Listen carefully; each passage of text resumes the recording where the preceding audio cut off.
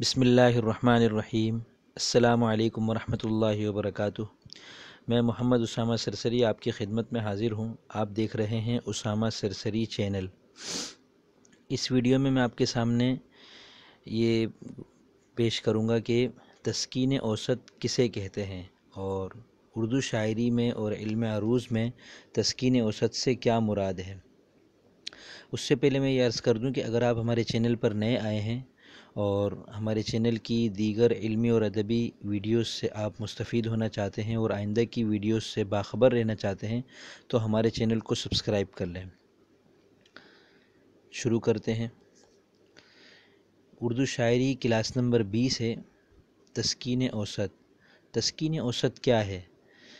دیکھیں، کسی بھی بحر میں، جیسے مثال کے طور پر فاعلات مفاعل فعیل ایک بحر ہے، تو ایسی کسی بھی بحر میں کسی بھی ایک رکن میں یا کسی بھی دو رکن کے درمیان جب تین متحرک ایک ساتھ آ جائیں تو ہمیں اجازت ہے اس بات کی کہ ہم اس میں سے درمیانی متحرک کو ساکن کر دیں۔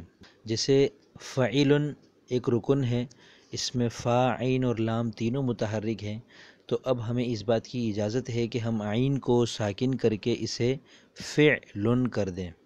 ٹھیک ہے؟ تو اب اسی طرح متفاعل ایک رکن ہے، اس میں شروع میں میم تا اور فا تین متحرک جمع ہو گئے، تو اب ہمیں اجازت ہے کہ ہم تا کو ساکن کر کے اسے متفاعل کر دیں، جسے ہم مستفعل کہتے ہیں۔ اسی طرح مفاعلۃ سے مفاعیل کیسے بنا؟ مفاعلۃ، عین لام اور تا تینوں متحرک ہیں، ہم نے لام کو ساکن کر دیا تو یہ بن گیا مفاعلتن، جسے ہم کہتے ہیں مفاعیل۔ مفاعلتن اور مفاعیل دونوں کا ایک ہی وزن ہے۔ اسی طرح فعیلات میں عین کو ہم ساکن کریں تو یہ بنے گا فعلات، جسے ہم مفعول کہتے ہیں۔ یہ تو تھے ایک ایک رکن جن میں تسکین اوسط ہو رہا ہے۔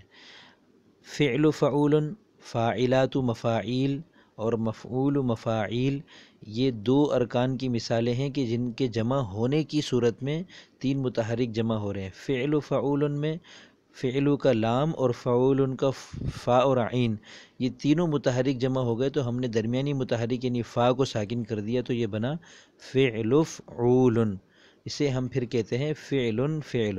ٹھیک ہے؟ اسے ہم مثال سے سمجھ لیتے ہیں، ورنہ صرف فاعلات مفاعل کرنے سے بعض اوقات پیچیدہ ہو جاتی ہے، مشکل ہو جاتی ہے۔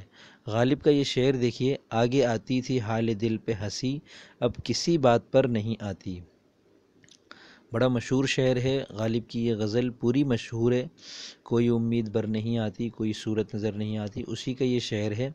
اس شعر کی جو بحر ہے اس کے ارکان ہے فاعلات مفاعل فعیل، فاعلات مفاعل فعیل۔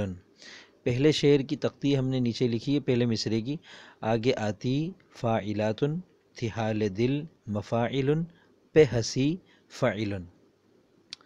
اب اس میں یہ ارکان اور یہ تختی کیسے ہے، اس کو سمجھنے کے لیے تو آپ ہمارے گزشتہ اسباق دیکھیے۔ ٹھیک ہے؟ یہاں اس کا موقع نہیں ہے، ورنہ یہ ویڈیو طویل ہو جائے گی۔ ہم یہ فرض کر لیتے ہیں کہ آپ کو یہ پتہ ہے کہ پہ ہنسی فعیل کس طرح ہے۔ اب ہمیں صرف تسکین اوسط یہاں سمجھنا ہے کہ فعیل میں عین، فا عین اور لام تینوں متحرک ہیں، تو درمیانی متحرک یعنی عین کو ہم اگر ساکن کر دیں تو یہ بن جائے گا فعل۔ تو اب اس اجازت کو غالب نے اپنے اس شعر کے دوسرے مصرے میں استعمال کیا ہے، اب کسی بات پر نہیں آتی، اب کسی با فاعلات پر نہیں مفاعل آتی فعل۔ دیکھیے، پہلے مصرے میں فعیل تھا اور دوسرے مصرے میں فعل ہے، غالب نے فعیل کے عین کو دوسرے مصرے میں ساکن کر دیا، اسے تسکین اوسط کہتے ہیں، یعنی درمیانے کو ساکن کرنا۔ درمیانہ کون سا؟ تین متحرک کا درمیانی متحرک۔ امید ہے آپ کو یہ ویڈیو پسند آئی ہوگی۔ ہم اپنے اس چینل پر تسلسل کے ساتھ علمی اور ادبی مفید ویڈیوز پیش کرتے رہیں گے انشاءاللہ۔ اگر آپ ان ویڈیوز سے مستقل باخبر رہنا چاہتے ہیں تو ہمارے چینل کو ضرور سبسکرائب کریں۔ السلام علیکم ورحمۃ اللہ وبرکاتہ۔